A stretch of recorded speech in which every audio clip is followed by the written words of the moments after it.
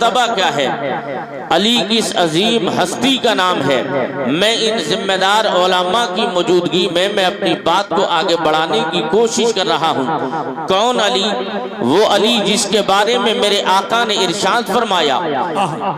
آقا ارشاد فرماتے ہیں النظر الی وجہ علی عبادہ، جس نے علی کا چہرہ دیکھا، علی کا چہرہ دیکھنا عبادت ہے۔ آقا فرماتے ہیں علی کا چہرہ دیکھو، علی کا چہرہ دیکھنا عبادت ہے۔ ایک مقام پر نبی رحمت نے ارشاد فرمایا جس کا میں مولا ہوں علی اس کا بھی مولا ہے۔ پھر میرے آقا نے ایک مرتبہ میرے آقا نے ولایت کے مقام کو بلند کرتے ہوئے علی کو اپنے کاندھے پر بٹھا کر زمانے کو یہ بتایا کہ علی کسی ادنا ہستی کا نام نہیں، علی اس پاکیزہ ذات کا نام ہے کہ جس کو خود مصطفیٰ اپنے کاندھے پر بٹھایا کرتے ہیں۔ حضرات یہ وہی علی ہے۔ ابھی دنیا کے اندر علی نے آنکھیں نہیں کھولی، ابھی ماں کے شکم میں علی نہیں آئے ہیں، مگر علی کے والد گرامی یمن کے ایک سفر پر روانہ ہو گئے، اور یمن کے سفر پر روانہ ہو کر تجارت کا مال جب تمام فروخت کر لیا، ساتھیوں نے عرض کیا تھا ایسا ہے ساتھیوں نے عرض کیا تھا اے ابو طالب، اسی یمن کے اندر ایک مشہور آسمانی کتابوں کا عالم رہتا ہے، اس عالم کو زمانہ مشرم نام سے یاد جانتا ہے، اگر آپ کی اجازت ہو تو اسی عالم ربانی سے ملاقات کر لی جائے۔ جب اتنا تمام باتیں لوگوں نے عرض کی تھی تو مولا کائنات کے والد ابو طالب نے ان کے مشورے کو قبول فرما لیا، اور قبول فرما لینے کے بعد آپ ارشاد فرماتے ہیں چلو اس آسمانی کتاب کے عالم سے ملاقات کر لینی ہے۔ آسمانی کتاب کے عالم کے دربار میں چلے گئے، اور جیسے ہی آسمانی کتاب کے عالم کے یہاں ابو طالب کی انٹری ہوئی، اور وہ آسمانی کتاب کا عالم علامہ سید محمد دعوت الصغریٰ بیگرامی ارشاد فرماتے ہیں یہ وہی آسمانی کتابوں کا عالم مشرم ہے جس کی عمر 300 سال بیان کی گئی ہے، اور یہ 300 سالہ عمر پا لینے کے باوجود اس قدر نقاہت و کمزوری کا عالم ہے، جب کسی سامنے والے سے دیکھتا ہے تو اپنے ہاتھوں سے پلکیں اٹھا کر دیکھتا ہے، لیکن ابو طالب جب سامنے پہنچ گئے تو جانے کے بعد سلام پیش کیا، ادھر سے ابو طالب کو جواب مل گیا، سلام اور جواب کا سلسلہ آگے بڑھا، اب بات چیت کا سلسلہ آگے بڑھتا ہے تو مشرم نام کے آسمانی کتاب کے عالم نے کہا ایسا ہے نوجوان کہاں کا رہنے والا ہے؟ اس نے کہا فوراً ابو طالب جواب دیتے ہیں میں مکہ شہر کا رہنے والا ہوں۔ کہا مکہ میں کس خاندان سے تیرا تعلق ہے؟ تو جواب دیا تھا میرا تعلق قبیلہ قریش بنو ہاشم سے ہے۔ کہا کون سا قبیلہ بنو ہاشم؟ کہا وہی قبیلہ، ہاں وہی قبیلہ۔ کہا کہ تیرا نام کیا ہے؟ جواب دیا میرا نام ابو طالب ہے۔ تو آسمانی کتاب کے عالم نے جواب دیا تھا ایسا ہے نوجوان ابو طالب میں نے آسمانی کتابوں میں پڑھا ہے اور میں نے اس کا مشاہدہ بھی کر لیا، لیکن اے ابو طالب یہ تو بتا کیا تیرا کوئی بھائی عبداللہ نام کا بھی تھا؟ ہاں عبداللہ نام کا تھا۔ کہا کیا اس کے یہاں پر کوئی بیٹا محمد نام کا پیدا ہو گیا؟ عرض کیا ہاں اس کے یہاں پر ایک بیٹے نے جنم لیا، اس بیٹے کو محمد کہا جاتا ہے۔ اتنا سننا تھا تو اس آسمانی کتاب کے عالم نے جواب دیا اے ابو طالب سن لے، جب اس کا نام محمد ہے تو میں نے پڑھ رکھا ہے کہ میں نے آسمانی کتاب میں یہ پڑھ لیا ہے کہ جب وہ محمد 28 یا 29 سال کا ہوگا تو اس کے چچا کے یہاں پر اللہ پاک ایک بیٹے کو پیدا فرمائے گا اور اس بیٹے کا نام علی رکھا جائے گا۔ نعرہ تکبیر، نعرہ رسالت، نعرہ غوثیت، مسلک اعلی حضرت، نعرہ حیدری۔ اس بیٹے کا نام علی رکھا جائے گا۔ ابھی علی نے دنیا میں آنکھیں نہیں کھولی ہے، ابھی علی ماں کے شکم میں نہیں آئے ہیں، لیکن پہلے سے بشارت دی جا رہی ہے کہ جو دنیا میں آنکھیں کھولے گا۔ جب اتنا سننا تھا اب پہچان کے طور پر پھر اس آسمانی کتاب کے عالم نے کہا ایسا ہے ابو طالب میرا علم یہ کہتا ہے میں نے آسمانی کتابوں میں پڑھ رکھا ہے اور وہ یہ پڑھ لیا اے ابو طالب سن لے، جو تیرے بھائی کا بیٹا محمد نام کا ہے وہ تمام نبیوں کا سردار ہوگا، اور جو تیرا بیٹا علی ہوگا وہ تمام ولیوں کا سردار ہوگا۔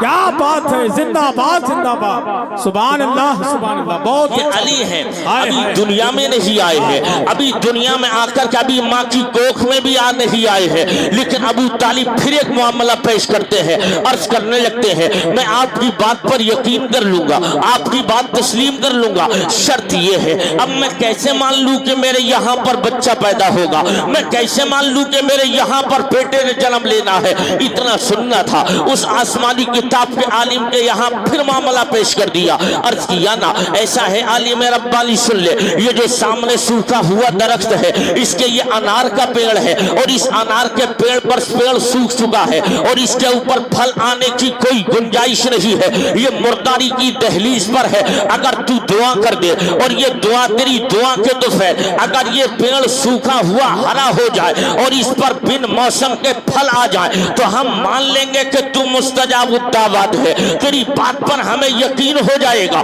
اب اس نے جیسے ہی دعا کے لیے ہاتھ اٹھائے ہیں, رب کے حضور دعا کی ہے, تب کا تاریخ ہمیں ملتی ہے وہی سوکھا ہوا انار کا پیڑ ہے, اس کی دعا کے تو فیل فوراً ہرا بھرا ہو گیا, پھر موسم کے پھل آ گیا. اب سمجھ گئے ابو طالب کوئی اور نہیں. اب معاملہ یہ ہے ابو طالب گھر واپس آ گئے, دروازے پہ دستک دینا ہی تھا. کیا دیکھا, جیسے ہی دروازے پہ دستک دی تھی تو فوراً آپ کی بیوی فاطمہ بنت اسد آ گئی, دروازہ کو کھولا. کھولنے کے بعد عرض کرتی ہے سرتاج مبارک ہو, میں امید سے ہو گئی ہوں. اتنا سننا تھا. ابو طالب کے دل میں وہی باتیں گردش کر رہی ہے جو آسمانی کتاب کے عالم نے بیان کی تھی.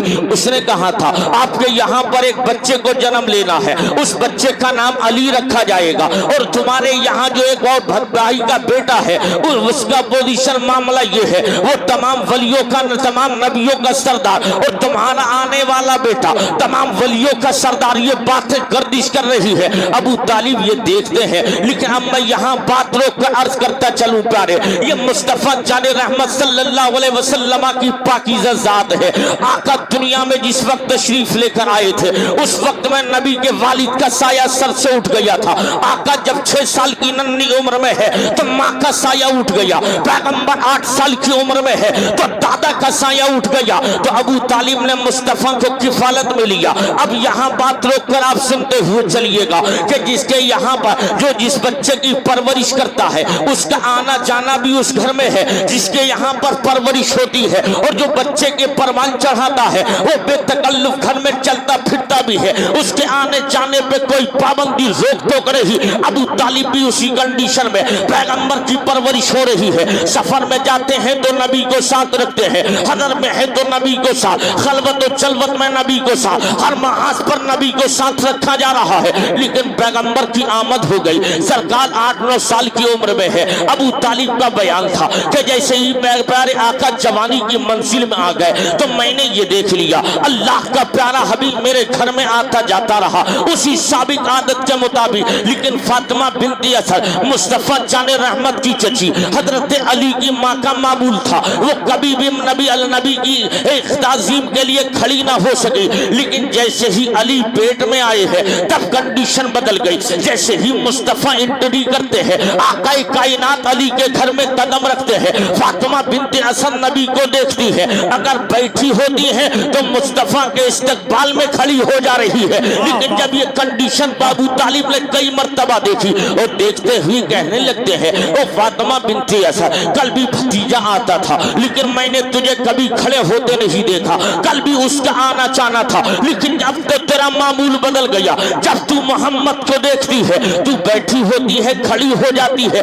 اس وقت میں انہوں نے عرض کیا تھا او سردار میری مجبوری ہے, اگر میں بیٹھی ہوتی ہوں تو جیسے ہی سامنے محمد آتے ہیں تو جو میرے پیٹ میں پلنے والا بچہ ہے, یہ بچہ جیسے ہی میرے پیٹ میں پلتا ہوا جو میرے پیٹ میں بچہ ہے سامنے سے محمد آتے ہیں اور میں بیٹھی ہوتی ہوں تو اچانک میرے پیٹ کے اندر نیچے کی جانب زور کا درد بھرا جھٹکا مارتا ہے جس کے وسیلے سے مجھے نبی کے لیے کھڑا ہونا پڑتا ہے. حضرات اب یہاں میں عرض کرتا چلو, علی نبی اپنی ماں کے پیٹ سے جان رہے ہیں یہ سامنے آنے والا کوئی عام انسان نہیں, یہ جو سامنے آ رہا ہے یہ کوئی ادنا انسان نہیں, یہ جو سامنے آ رہا ہے یہ کوئی عام انسان نہیں, بلکہ یہ وہ آ رہا ہے جس کے لیے خدا نے زمین کو بنایا, یہ وہ آ رہا ہے جس کے لیے خدا نے आसमान को बनाया, ये वो आ रहा है जिसके लिए खुदा ने चांद को बनाया, ये वो आ रहा है जिसके लिए खुदा ने सूरज को बनाया। और ये तमाम वजह कायनात के मुताल्लिक अब बरेली का इमाम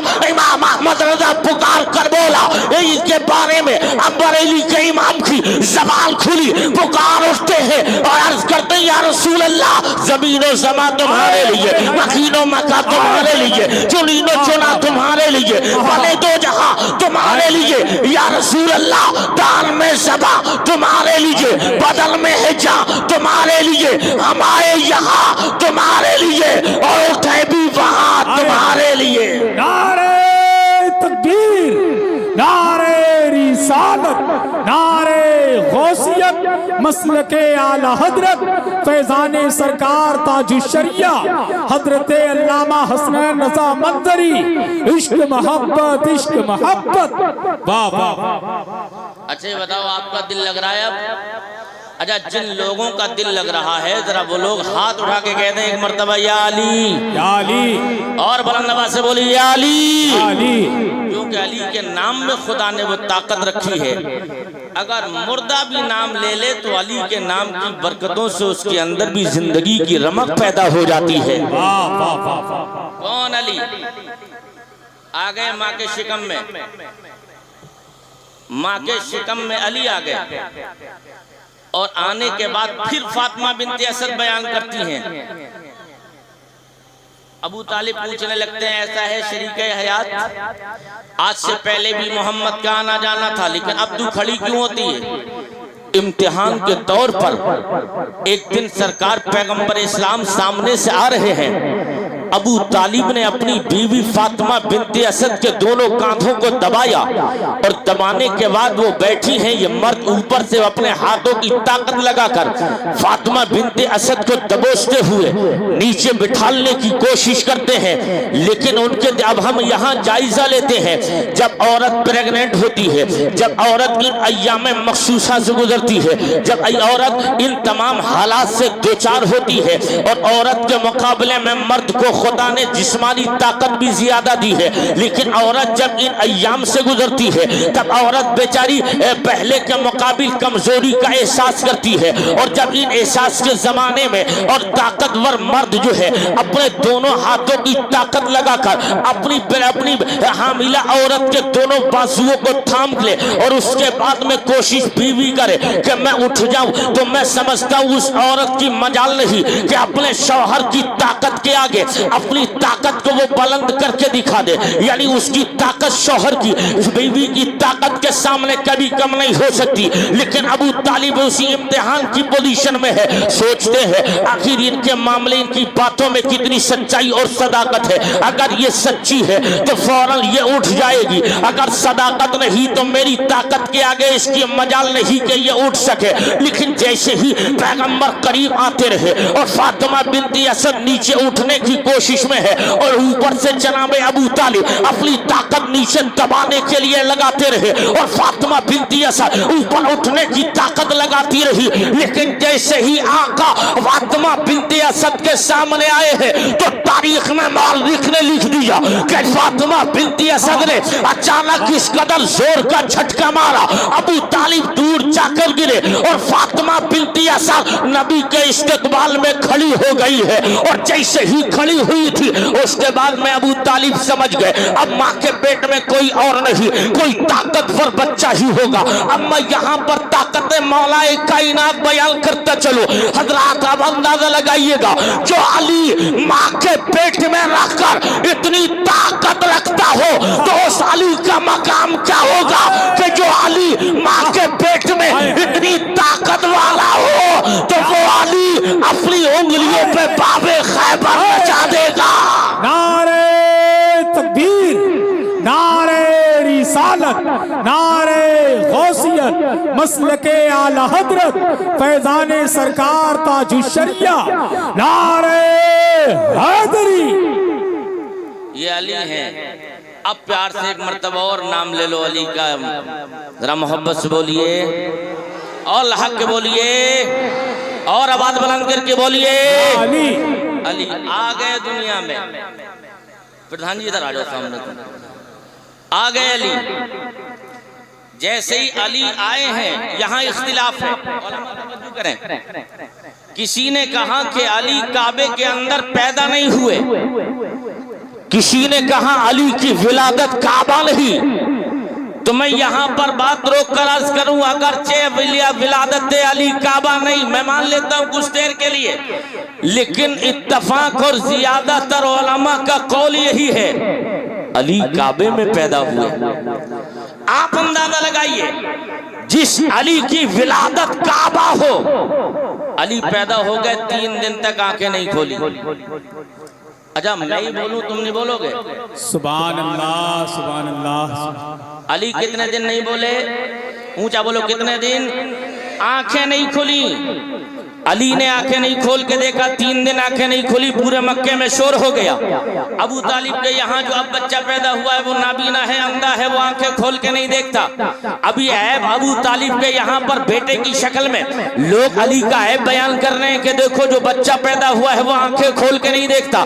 لیکن جب علی بولنے کی عمر میں ہو گئے، 8 سال کی عمر میں علی نے کلمہ پڑھ لیا، اور کلمہ پڑھنے کے بعد میرے آقا نے ارشاد فرمایا، علی جب تو پیدا ہوا تھا تو 3 دن تک تو نے آنکھیں نہیں کھولی۔ تو علی عرض کرنے لگے، یا رسول اللہ آنکھیں کھولتے بھی کیسے جب میں کعبے کے اندر پیدا ہوا؟ تو میرے نبی نے ارشاد فرمایا ہوگا، علی تو کعبے میں آنکھیں کھولتا تو پہلی نظر تیری کعبے پہ پڑ جاتی، تو اگر کعبے میں کھولتا تو کعبہ دیکھنے ملتا۔ تو علی نے پھر عرض کیا ہوگا، یا رسول اللہ میں نے نہیں کھولی۔ تو میرے آقا نے فرمایا ہوگا، علی اگر وہاں نہیں کھولی تو نکلتے ہوئے باہر کھول دینے چاہیے تھا۔ تو علی نے عرض کیا ہوگا، آقا اگر میں باہر کھولتا تو حدی میں کعبہ نظر آتا، مجھے مقام ابراہیم نظر آتا، مینا اور مزدلفہ نظر آتا، مکہ کی بلند بالا پہاڑیاں نظر آتی، تو لیکن میں نے اس کے باوجود بھی آنکھیں نہیں کھولی۔ تو میرے پیغمبر نے فرمایا ہوگا، اے علی یہ تو بتا، جب تو دنیا میں آ گیا تھا اور جب تو نے آنکھیں نہیں کھولی تو میں تیرے گھر گیا، اور گھر جانے کے بعد میں نے چچی فاطمہ بنت اسد سے پوچھ لیا، اور چچی بتا جو نومولود بچہ ہے وہ کہاں ہے؟ تو میری چچی تیری ماں نے کہا، اے محمد یہ دیکھو سامنے بیٹا لیٹا ہے، لیکن 3 دن ہو گئے بیٹے نے پیدا ہو کر کے آنکھیں نہیں کھولی۔ اور پورے مکے میں شور ہے ابو طالب کا بیٹا نابینا ہے، پورے مکے میں شور ہے ابو طالب کا بیٹا اندھا ہے، لیکن علی جیسے ہی تو میری گود میں آیا تھا تو میری نظر تیری طرف، اور تو نے میری گود میں آتے ہی مجھے دیکھ کر کے آنکھیں کیوں کھول دی تھی؟ تو علی نے عرض کیا تھا، آقا میں نے اس لیے کھولی، اگر کعبے میں کھولتا تو کعبے کا پتھر نظر آتا، اگر باہر کھولتا حدی میں کعبہ نظر آتا، اور آگے کھولتا مقام ابراہیم نظر آتا، مگر آقا مجھ علی کی تمنا تھی، علی جب تو دنیا میں جائے آنکھیں کھلے تو دنیا دار کا چہرہ نہیں، مدینے کے تاجدار کا چہرہ ہو۔ نعرہ تکبیر، نعرہ رسالت، مسلک اعلی حضرت فیضان سرکار مولا علی، نعرہ حیدری۔ اچھا بتاؤ، بات اچھی لگ رہی ہے آپ کو؟ سب کو بڑھیا لگ رہی ہے؟ اچھا نہ بھی لگے گی تو بھی کیا، بلکہ میں سمجھتا ہوں جسے علی کا ذکر اچھا نہیں لگتا ہے وہ اپنے آپ کا اور اپنے ایمان کا محاسبہ کرے۔ کیونکہ علی کا ذکر ہی ایسا ہے۔ میرے آقا نے فرمایا، علی تیری ذات سے اپنوں کی بھی پہچان ہوتی ہے اور بیگانوں کی بھی پہچان ہوتی ہے۔ پھر فرماتے میرے آقا کہ ایسا ہے علی، اگر تیرا نام محفل میں لیا جائے تو جن لوگوں کے چہرے تیرے نام پر کھل جائیں تو سمجھو کہ وہ مصطفیٰ کا وفادار ہے۔ کیا بات ہے، واہ واہ، بے شک۔ جس کا دل، جس کے چہرے علی کے نام پہ بگڑے، تب اس کو اپنے ایمان کا محاسبہ کرنا چاہیے، چیک کرنا چاہیے کہ ایمان ہے کہ رخصت ہو گیا ہے۔ علی آگے دنیا میں۔ اب یہاں سے میں عرض کرتا چلوں، علی کو حضور نے اپنی گود لیا، علی مصطفیٰ کے گھر پلتے رہے، علی حضور کے گھر پروان چلتے رہے، 18 سال یا 19 سال مختلف روایتیں، علی جوان ہو گئے۔ علی کیا ہو گئے؟ جلدی بولو یار، کیونکہ ابھی اس ٹائم پہ تقریر کرنا بہت مشکل ہے، کیونکہ ڈبل کام کرنا ہے، تمہیں بھی جگا کے رکھنا ہے اور اپنے باتیں بھی تمہیں سنانا ہے۔ علی آ گئے دنیا میں، اور آ جانے کے بعد میں جب علی حضور کے یہاں پرورش پاتے رہے، 18 یا 21 سال کے ہو گئے، تو اسی پیریڈ میں مصطفیٰ جان رحمت کی جو سب سے چھوٹی بیٹی ہے، اس بیٹی کو پورا زمانہ مخدومہ کائنات سیدہ طیبہ طاہرہ عابدہ زاہدہ فاطمہ زہرا کے نام سے جانتا ہے۔ یہ بھی حضور کے گھر میں پرورش پا رہی ہے۔ ایک دن علی حضور کی بارگاہ میں دبے الفاظ میں عرض کرتے ہیں، سرکار کی بارگاہ میں آگے کھڑے ہو گئے، بولنے کی ہمت اور سکت نہیں، کوشش میں ہے مگر بولا نہیں جاتا۔ پیغمبر چہرہ دیکھ کے سمجھ گئے کچھ سوال ہے، علی عرض کرنے کی کوشش میں ہے مگر بولا نہیں جاتا۔ عرض کرتے ہیں ڈرتے ڈرتے، آقا میں کچھ عرض کرنا چاہتا ہوں مگر میری زبان ساتھ نہیں دیتی، الفاظ میری زبان سے ادا نہیں ہوتے۔ آقا میرے آقا فرماتے کیا کہنا چاہتے ہو؟ اب علی دبے کچلے لہجے میں عرض کرتے ہیں، سرکار میں آپ کی بیٹی فاطمہ کا رشتہ اپنے لیے مانگنے کے لیے حاضر ہوا ہوں۔ اتنا سننا تھا تو میرے آقا نے ارشاد فرمایا، علی بیٹھ جا، اب یہ بتا تیرے پاس میں سامان کیا کیا ہے؟ علی عرض کرتے ہیں، آقا میرے سامان کے بارے میں آپ پوچھتے ہیں، مجھ علی سے زیادہ تو میری مالی حیثیت کے بارے میں آقا آپ جانتے ہیں میرے پاس کیا ہے۔ البتہ سرکار نے ارشاد فرمایا، علی بیٹھ جا۔ پیغمبر علی کو بٹھا کے اندر گئے اور اندر تشریف لے جانے کے بعد بیٹی سے پوچھ لیا، او بیٹی فاطمہ یہ بتا، اللہ بھی راضی ہے اور اللہ کا رسول بھی راضی ہے، اللہ نے تیرا نکاح علی کے ساتھ میں آسمانوں پہ کر دیا ہے، اور میں چاہتا ہوں تیرا نکاح مسجد نبوی میں علی کے ساتھ میں کر دیا جائے۔ اور فاطمہ بنت فاطمہ خاموش مجسمہ بنی کھڑی ہے، لیکن بولنے کی سکت و ہمت نہیں، لیکن وفادار بیٹی کی آنکھوں سے آنسو نکلے۔ پیغمبر نے اس کو رضامندی پر محمول کرتے ہوئے مسجد نبوی شریف میں نکاح پڑھا دیا، اور نکاح پڑھ جانے کے بعد میں میرے آقا کے یہاں پر فاطمہ رہتی رہی۔ ادھر علی نکاح کے بعد اپنے گھر چلے گئے۔ علی کے کچھ دنوں کے بعد میں رخصتی کا وقت آ گیا تو مصطفیٰ جان رحمت کی ایک دائمہ تاریخ میں اور ملتی ہے۔ اس دائمہ کو زمانہ حضرت ام ایمن کے نام سے یاد کیا کرتا ہے۔ ام ایمن کو علی نے بھیجا، میری تو ہمت نہیں فاطمہ کی رخصتی پر نبی سے کچھ کیا جائے، ایسا کرو تم نبی کی رضا حاصل کر لو، آقا کی مرضی کب ہے کہ فاطمہ کی رخصتی کب ہوگی؟ اتنا سننا تھا فاطمہ بنت فاطمہ کے لیے۔ اب ام ایمن نبی کے دروازے پر ہے، عرض کرتی ہے بیٹے محمد اب فاطمہ کا نکاح کو ایک زمانہ ہو گیا، اب علی کی بھی تمنا ہے اور میری بھی مرضی ہے، اب فاطمہ کی رخصتی کر دی جائے، فاطمہ کو علی کے گھر پہنچا دیا جائے، فاطمہ کو علی کے یہاں پر پیش کر دیا جائے، علی کے گھر رخصت کر دیا جائے۔ میرے آقا نے ارشاد فرمایا تھا، ایسا ہے علی سے کہہ دو تیار ہو کے گھر آ جائے۔ اب میرے آقا تیاری کی تمام تیاریاں میرے آقا رخصتی کی تیاریاں کر رہے ہیں۔ اب یہاں پر ایک بات روک کر عرض کرتا چلوں سنیو، آقا کائنات کی چہیتی بیوی ہم مسلمانوں کی ماں سیدہ خدیجہ کا انتقال ہوا تھا، انہوں نے آخری وقت میں میرے آقا سے عرض کیا تھا، یا رسول اللہ میں دنیا سے تو چاہ رہی ہوں لیکن میرے دل میں ایک حسرتوں کا طوفان ہے، اور وہ طوفان آقا یہ ہے کہ جب میرے انتقال ہو جائے اور میری بیٹی فاطمہ جوان ہو تو اس کی شادی کی تمام تیاریاں آپ کو کرنی ہے، تاکہ میرے پیغمبر میری بیٹی جب میرے مکان سے رخصت ہو تو آقا میری بیٹی کو ماں کا احساس نہ ہو۔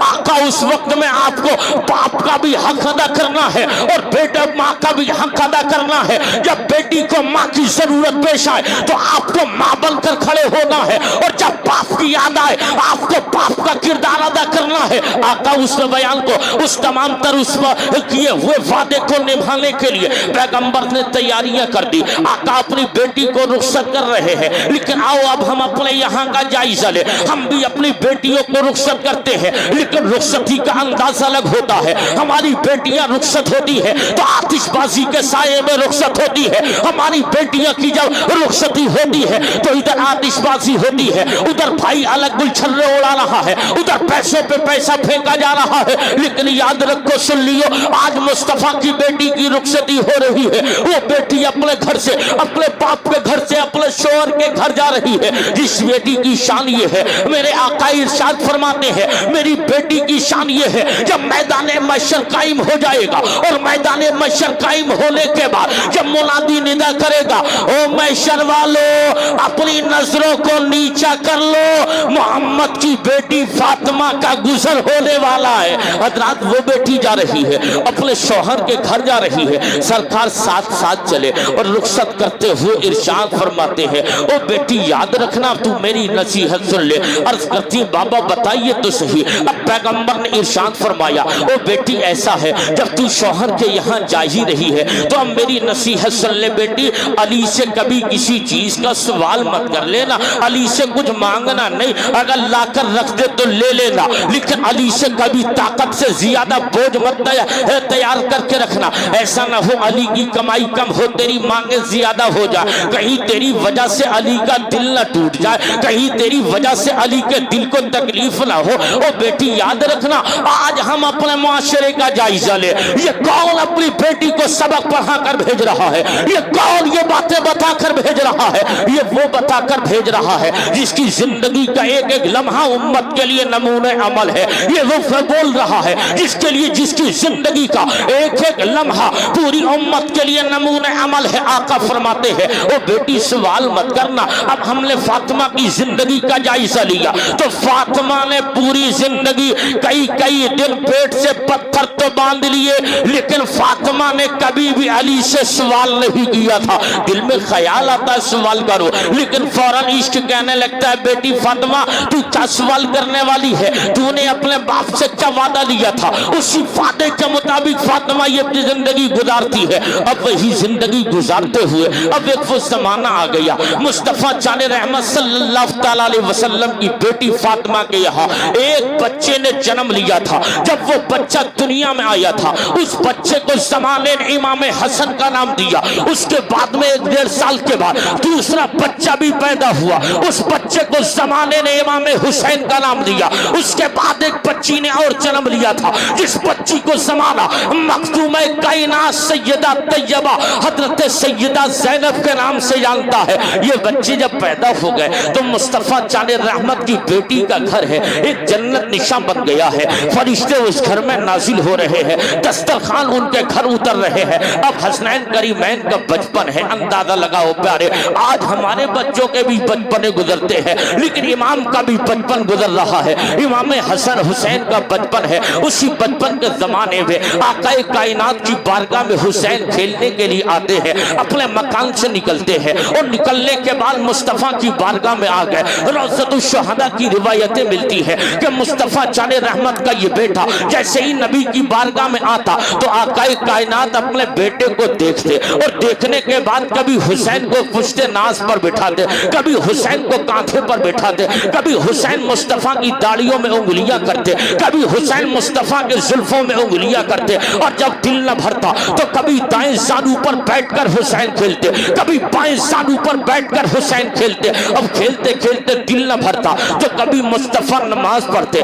तो नमाज में हालत सजदा में पुश्त पर जाकर हुसैन बैठ जाते। ये हुसैन का बचपन गुजर रहा है, लेकिन हुसैन की भी पोजीशन सुन लो, एक दिन हो गया, 2 दिन हो गया, यही सिलसिला नबी की बारगाह में आने जाने का है। लेकिन मामूल था, जैसे ही मुस्तफ़ा अपने बेटे को आते देखते तो अपने हुजरे शरीफ में जाते और जाने के बाद में कुछ खाने पीने का सामान जेब में रख लेते। हुसैन खेलते खेलते कभी दाएं जानू पर बैठते, कभी बाएं जानू पर बैठते, कभी मुस्तफ़ा के दाएं कांधे पर बैठते, कभी मुस्तफ़ा के बाएं कांधे पर बैठते, कभी जुल्फों से खेलते, कभी दाढ़ी में उंगलियां करते। जब ये तमाम से दिल न भरता हुसैन नबी की जेब में हाथ डालते, खजूरें निकालते, खाना शुरू कर देते। आका का ये मामूल था, कभी मुस्तफ़ा ने जेब को हुसैन के लिए खाली न रखा, इसलिए कि अगर बेटे ने हाथ डाल दिया तो कहीं ऐसा ना हो हुसैन का हाथ खाली निकल जाए तो मेरा दिल टूटेगा, हुसैन का दिल टूटेगा, हुसैन को तकलीफ होगी तो मुझे तकलीफ हो जाएगी। ओ गौसगंज के सुन ली जिंदा दिल मुसलमानों,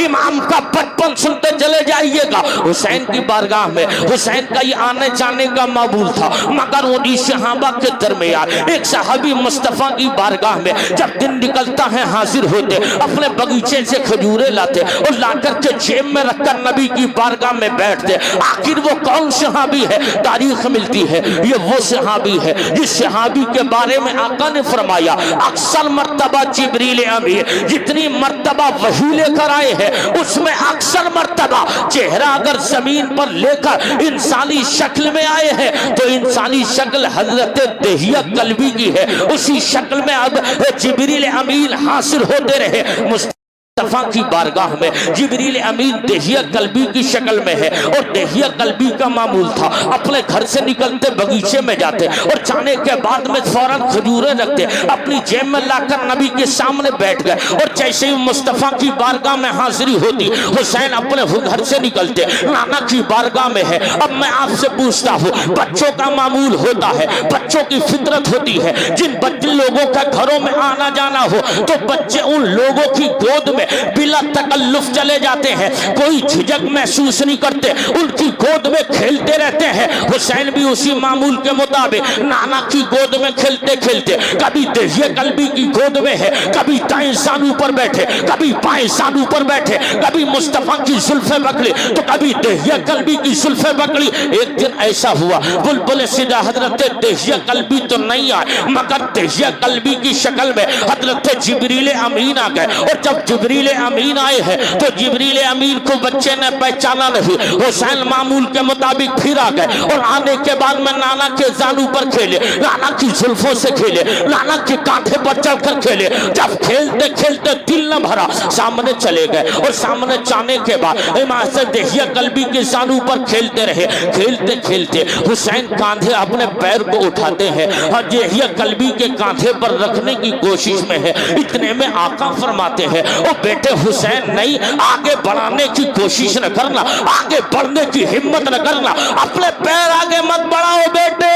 تو بیٹے نے ابھی نانا کی جانب دیکھا تو بلبل سدرا نے عرض کیا آقا روکیے گا نہیں, بیٹے کو آنے دیجیے گا, شہزادے کو آنے دیجیے گا, آقا پیروں کو روکیے گا نہیں. تو بلبل سدرا نے عرض کیا تھا آقا اس لیے کہ اگر آپ کے بیٹے حسین کے قدم اگر میرے کاندھے پر لگ جائیں گے تو میرے کاندھوں کی معراج ہو جائے گی.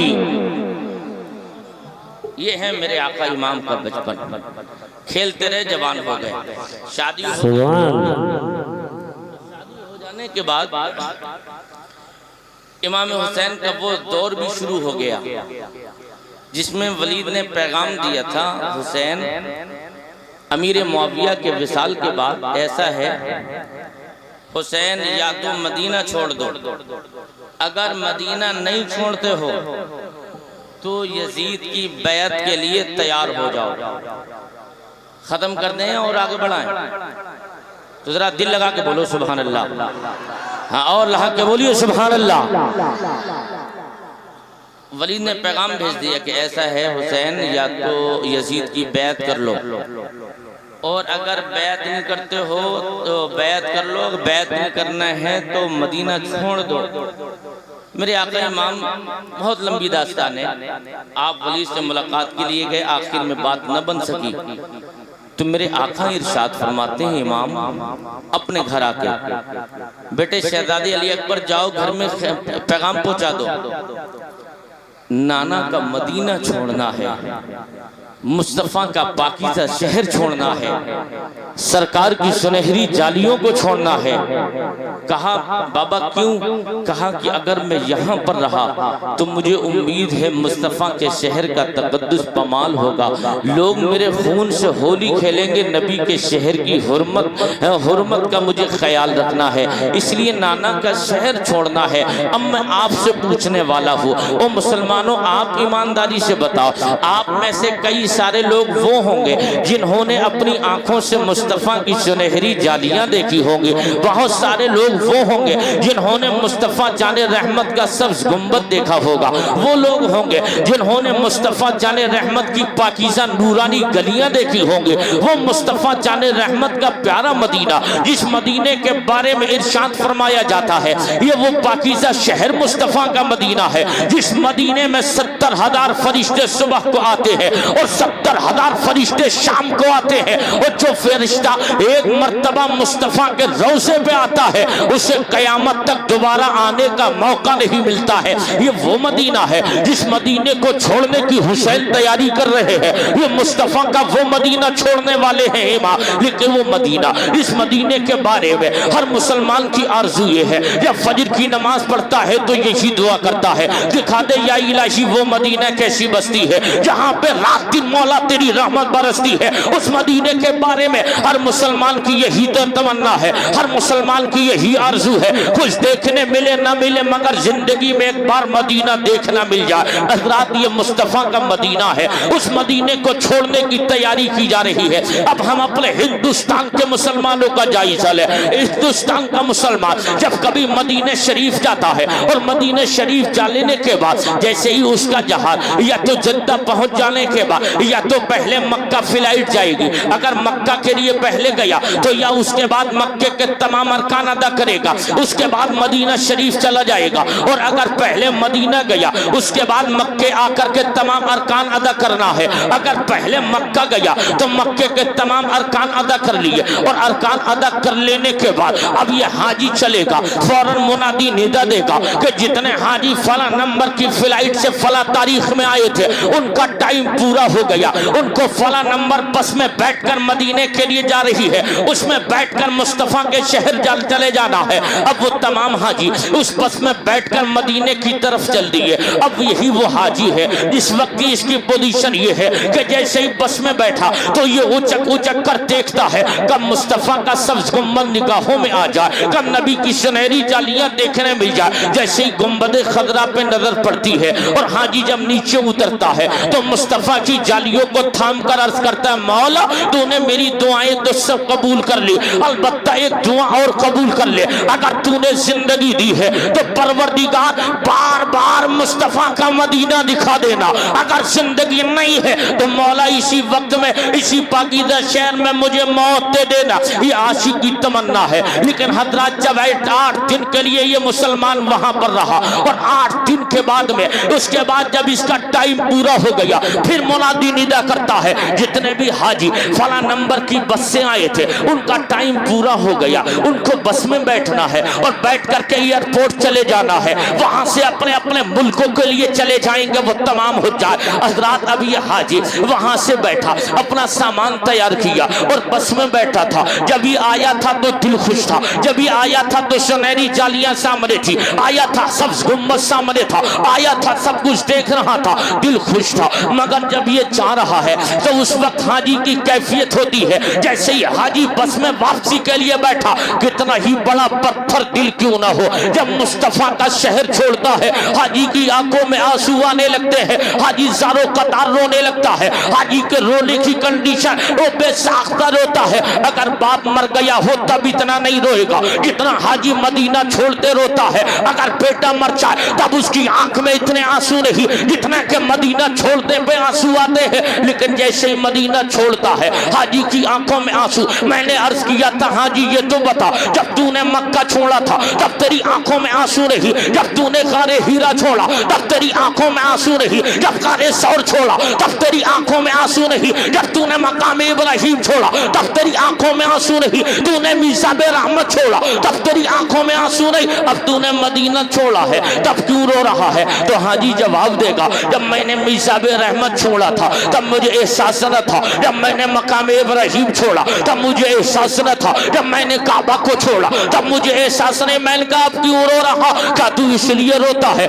मदीना में तेरा कोई रिश्तेदार था जिसके छूटने के सबब रो रहा है, मदीना में तेरा कोई मकान था जिसके छूटने पर तू रो रहा है, मदीने में तेरा कोई खानदानी था जिसके छूटने पर रो रहा। तो हाजी बरजस्ता जवाब देता है, ओ मौलाना हसनैन रज़ा मंसरी, मैं इसलिए रो रहा हूँ मुस्तफा की सुनहरी जालियां छूट रही है, आका का नूरानी आस्ताना छूट रहा है, मुस्तफा का हर गुम्मत छूट रहा है। मैंने कहा कितने दिन पहले आया था? क्या तू मक्के में पैदा हुआ? कहा नहीं 8 दिन पहले तो ही आया था। तो मैंने कहा यार जब तू 8 दिन पहले आया तब तू मदीना छोड़ता है तो तेरी आंखों में आंसू आ गए, मगर वो हुसैन जो पैदा मदीना में हो रहा है, वो हुसैन जिसकी जवानी मदीना में गुजरी, वो हुसैन जिसका लड़कपन मदीना में गुजरा, ये वो حسین جس کے نانا کا روزہ مدینے میں، وہ حسین جس کی نانی کا مزار مدینہ میں، وہ حسین جس کے نانا کا روزہ مدینہ میں، وہ حسین جس کے بھائی کا مزار مدینہ میں، وہ حسین مدینہ چھوڑتا ہے۔ آنکھوں میں آنسو آ گئے، نانا کے گنبد پر نظر چلی گئی، باہوں میں روزے کو لے کر عرض کرتے نانا اب آپ کا بیٹا قیامت تک نہیں آنے والا، آپ کے شہزادے کو اب آنے کا موقع نہیں ملے گا۔ تاریخ ملتی ہے حسین نے آخری سلام کیا، حسین آ گئے مکے شریف میں، اور جیسے ہی مکے میں تمام ایام گزر کئی مہینے گزر جانے کے بعد حسین اب مکے سے کربلا پہنچ گئے۔ اب وہ کربل کی تاریخ سن لو پیارے، آقا امام کربلا کی دھرتی پہ آ گئے، لیکن وہ کربلا ہے جس کربلا کے بارے میں بیان کیا جاتا جب صفین کے موقع پہ مولا کائنات گزر رہے تھے، اپنے صاحبوں سے کہا تھا وہ دوستو یہیں پر گھوڑوں کو روک دو، مجھے 2 رکعت نماز پڑھ لینے دی جائے۔ حضرات یہیں پر رک کر کے علی نے 2 رکعت نماز پڑھ لینے کے بعد ساتھیوں سے کہا اے ساتھیوں سنو، یہی وہ جگہ ہے جہاں پہ میرے بیٹے حسین کا خیمہ لگایا جائے گا، یہی اہل بیت کا خیمہ لگے گا، اس سامنے والی جگہ پہ میرے بیٹے کو شہید کیا جائے گا، یہاں پہ فلاں مارا جائے گا، یہاں پہ فلاں کو شہید کیا جائے گا۔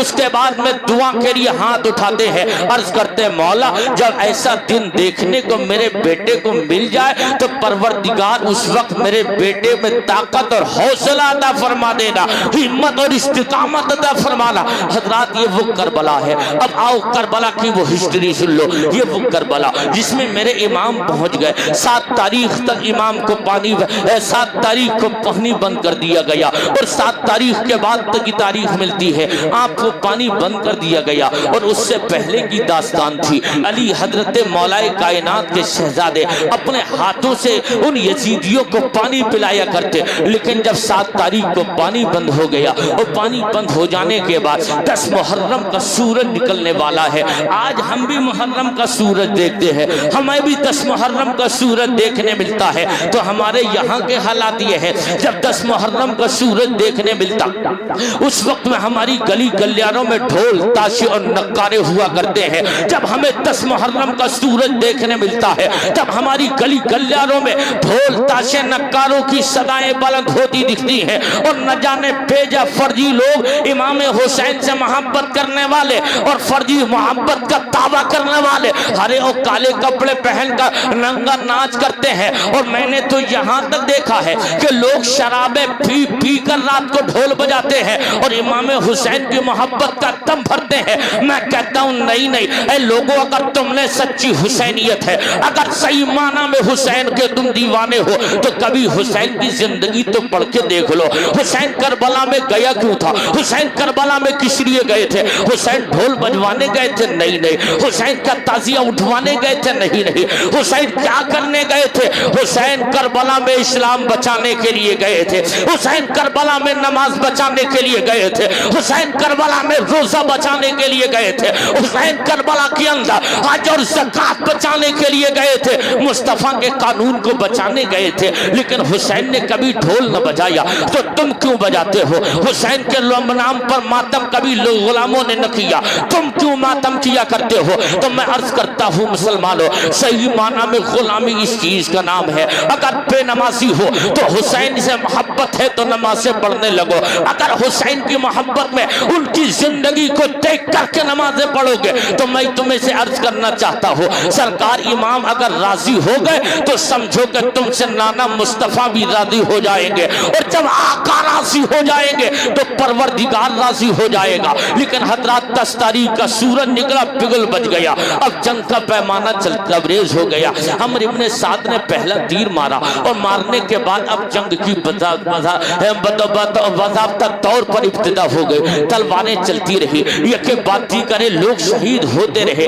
آخر کار ایک ایسا بھی دور آ گیا، سرکار امام حسین کے تمام گھر والے شہید ہو گئے، تمام لوگ شہید ہو گئے، رفقا جانثار شہید ہو گئے۔ اب عصر کا وقت ہونے والا ہے یا ظہر کا وقت، 2 روایتیں ہیں، ظہر کے بعد ظہر کا وقت قریب تھا، امام اٹھتے ہیں اور اپنے سر سے مصطفیٰ کا امامہ باندھا اور اپنے ہاتھ میں ذوالفقار حیدری کو لے لیا، اور مدینے کے تاجدار کا شہزادہ جب گھوڑے پر بیٹھنے کی کوشش میں ہے، اتنے میں بہن سیدہ زینب حاضر ہو گئے، عرض کرنے لگتی بھائی جان کہاں جانے کا ارادہ ہے؟ کہاں کہ بہن اب میں تو جا رہا ہوں، اب مصطفیٰ جان رحمت کی نامو ناموس کے لیے، اسلام کی عظمت کی بقا کے لیے، اسلام کے تحفظ کے لیے، قرآن کی رفعتوں کے لیے، کعبہ کی بلندیوں کے لیے اب میں میدان کارزار میں جا رہا ہوں، اتنا سننا تھا تو فوراً سیدہ زینب نے عرض کیا تھا، او بھائی جان سارے لوگوں کو دولہا بنا کر تو نے سوار کیا تھا، قاسم گیا تھا دولہا بنا کر سوار کیا، اور محمد گئے تھے دولہا بنا کر تو نے سوار کیا تھا، جب عباس گئے تھے جب تو نے دولہا بنا کر سوار کیا تھا، اب میں دل چاہتا ہے او بھائی جان میں تجھے اپنے ہاتھوں سے دولہا بنا کر بیٹھا ہوگی، لیکن حضرات یہاں پر میں عرض کرتا چلو آخر یہ کربل کا ریگستان ہے، یہاں شادیاں نہیں ہو رہی ہے، آخر دولہا کون سا بنا کر بھیجا جا رہا ہے؟ آج دولہا شہادت کا بنا کے بھیجا جا رہا ہے۔ اب پیغمبر کے شہزادے کو گھوڑے پہ سوار کر دیا گیا۔ حضرات تاریخ میں ملتی ہے جب بھائی دولہا بنتے ہیں اس وقت میں بہنیں اپنے دامن پھیلا کر عرض کرتی ہیں بھائی جان آج ہمیں ہمارا حق دے دو، تم دولہا بن کر سوار ہو گئے تو ہمیں انعام چاہیے۔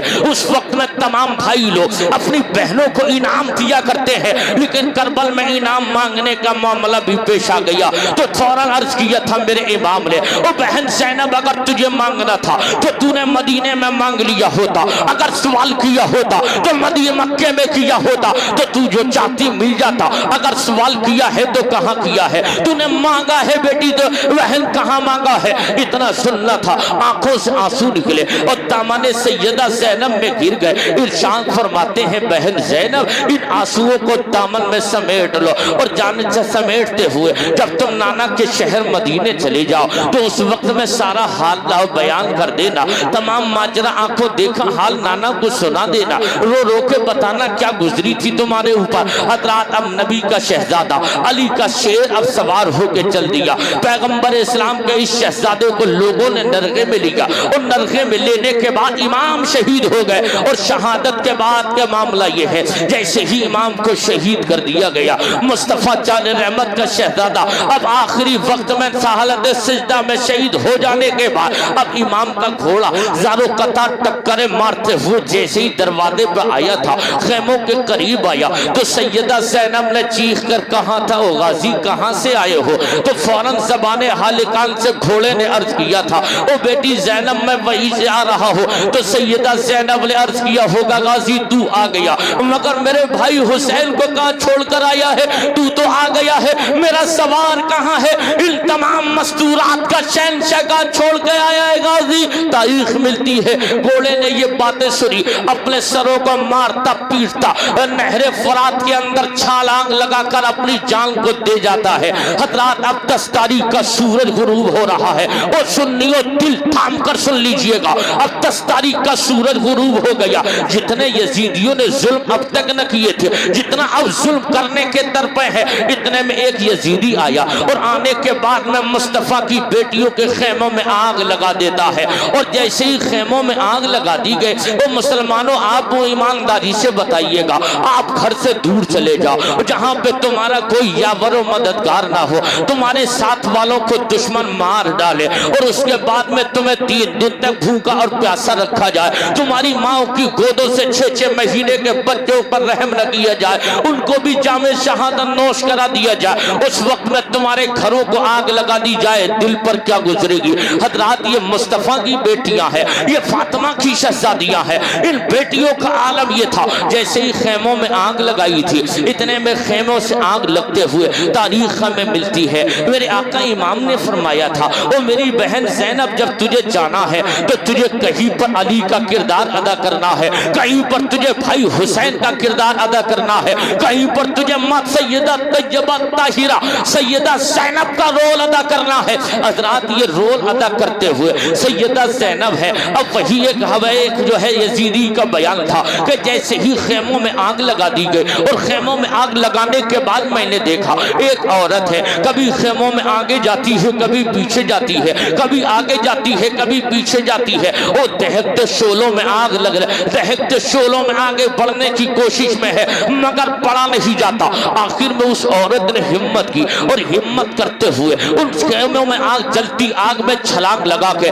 اندر پہنچ جاتی ہے اور اپنے کاندھے پر ایک 18-20 سال کے جنازے کو لے ایک انسان کے وجود کو رکھ کر کے لا رہی ہے، کاندھے پر لٹکا کر وہ عورت نکلی تھی۔ تو میں نے پوچھ لیا او خاتون یہ بتا آخر یہ کس کو لے کر آئی ہے؟ تو فوراً کہا تھا اس نے تجھے معلوم نہیں نہ بکاری یہ کوئی اور نہیں، میرے بھائی حسین کی امانت زین العابدین ہے، میں زین العابدین کو لے کر آئی ہوں۔ کہاں کہ زین العابدین کون زین العابدین؟ آؤ مسلمانوں زین العابدین کے بھی معاملے میں سن لو کون زین العابدین ہے، ان کو زین العابدین کیوں کہا جاتا ہے، ان کا نام زین العابدین کیوں ہے، تاریخ ملتی ہے یہ وہی زین العابدین ہے جس زین العابدین نے اپنے خیموں میں لیٹ کر پورے کربلا کو آنکھوں سے دیکھا تھا، باپ کو کٹتے دیکھا تھا، بھائیوں کو کٹتے دیکھا تھا، چچاؤں کو کٹتے دیکھا تھا، پورا کنبہ لٹتے ہوئے دیکھا تھا۔ مگر اس زین العابدین کی پوزیشن یہ ہے، آقا امام حسین کے بیٹے کی شان یہ ہے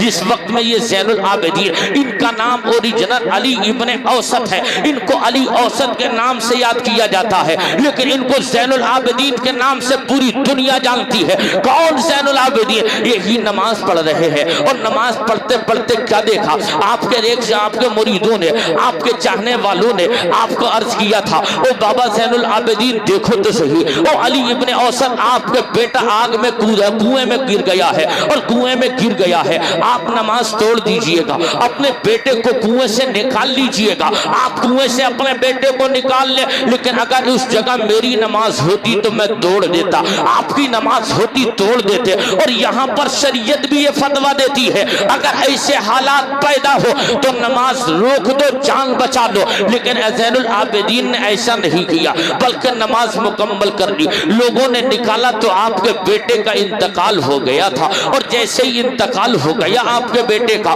آپ نے سپرد خاک کیا، دفن کر دیا۔ اس کے بعد علی کا بیٹا امام حسین کا شہزادہ پھر نماز میں مشغول ہو گیا، اور اسی رات نماز پڑھتے پڑھتے اچانک ایک بہت بڑا اژدہا سامنے آ گیا، اور جب صاحب کو زین العابدین نے دیکھا اور دیکھنے کے بعد میں نماز کو نہیں توڑا، نماز پڑھتے رہے، نماز کو نہیں توڑا، نماز پڑھتے رہے، جبکہ شریعت کہتی ہے اگر موذی جانور سامنے ہو اور تم نماز پڑھ رہے ہو تو حالت نماز میں نماز توڑ دو، پہلے اس کو راستے سے ہٹا دو، اس کے بعد نماز پڑھ لیا کرو۔ لیکن حضرات زین العابدین اس کی پرواہ نہیں کی ہے، آپ نماز پڑھتے جا رہے ہیں، اتنے میں صدائے غیبی بلند ہوئی، او علی ابن اوسط آج تک تو اپنے باپ کا علی اوسط تھا، لیکن آج سے تجھے مشیت خداوندی کی جانب سے تجھے آج سے زین العابدین کا خطاب دیا جا رہا ہے۔ یہ وہ زین العابدین ہے حضرات۔ اب تاریخ ہو گئی 10 تاریخ، اب لٹا ہوا قافلہ۔ ان یزیدیوں نے ظلم اس حد تک کیا، اسلام کی بیٹیوں بات آخری مرحلے میں ہے، یہاں تک ظلم ان یزیدیوں نے کیا تھا، سرکار امام حسین رضی اللہ تعالیٰ عنہ کی ان گھر والیوں کو ان کے سروں سے دوپٹوں کو چھین لیا گیا، ان کے خیموں میں آگ لگا دی گئی۔ عصر کا وقت تھا، سیدہ زینب خیموں سے باہر ہیں، اپنی تمام مسرورات سے گھر والیوں سے کہتی ہیں او مصطفیٰ جان رحمت کی شہزادیوں، عصر کی نماز کا وقت ہو گیا ہے، نماز پڑھ لو، نماز پڑھو۔ اب میں آپ سے پوچھتا ہوں اگر ہمارے گھر میں انتقال کسی کا ہو جائے، بے انتقال نہ بھی ہو، لیکن اس کے باوجود ہم اذان ہوتی ہے ہمیں احساس نہیں کب اذان ہو گئی، ہمیں پتہ نہیں چلتا کب مؤذن نے مسجد سے اذان کی پکار لگا دی، کب ہمیں نماز کے لیے مؤذن بلا رہا ہے، لیکن اس کے باوجود یہ کربل کا ریگستان ہے، اپنی آنکھوں کے سامنے پورا گھر لٹایا ہے۔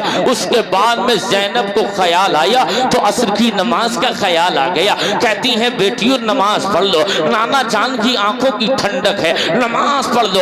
اب یہ لٹا ہوا قافلہ وہاں سے قیدی بنا کر کے اب انہیں مدینے پہنچایا گیا، یزید کے دربار میں گئے، ابن زیاد کے دربار میں بھی ان کی حاضری ہوئی، اس کے بعد نعمان ابن بشیر کی مائیت میں اب یہ لٹا قافلہ مدینے شریف چلا گیا۔ حضرات میں عرض کرنا چاہتا ہوں او اسلام کے مقدس جیالو، او سرکار الفت میاں کے عرس میں آنے والے سن لیو، یاد رکھیے گا سچی حسینیت تب ہے کہ جب تمہاری پیشانیوں سے سجدے کی تڑپ ظاہر ہو، سچی حسینیت جب ہے کہ جب تم چلو تو دیکھ کر کے دیکھنے والا کہے یہ کوئی اور نہیں مدینے والے مصطفیٰ کا غلام جا رہا ہے۔ تمہارے چہروں پہ سنت رسول ہو، تمہارا لباس اسلامی لباس ہو، تمہارے گھروں کا کلچر اسلامی کلچر ہو، تمہارے گھروں میں صبح کو ٹی ویوں کی آواز نہیں، قرآن کی تلاوت کی صدائیں ہونی چاہیے۔ جب اس طور پر زندگی گزارو گے تو یقیناً تم دنیا میں بھی کامیاب ہوگے، آخرت میں بھی کامیاب ہوگے۔ حضرات، اس لیے میرے بھائیوں، آج کے جلسے کا یہی پیغام، نماز کی پابندی، اپنے بزرگوں سے محبت، اولیاء کاملین سے سچی محبت رکھو۔ اللہ پاک اس جلسے کو قبول فرما لے، میری اور آپ سبوں کی حاضری کو قبول فرمائے۔ سارے لوگ بلند آواز سے کلمہ طیبہ پڑھیے، لا الہ الا اللہ محمد رسول اللہ وما علینا الا البلاغ۔ السلام علیکم ورحمۃ اللہ وبرکاتہ۔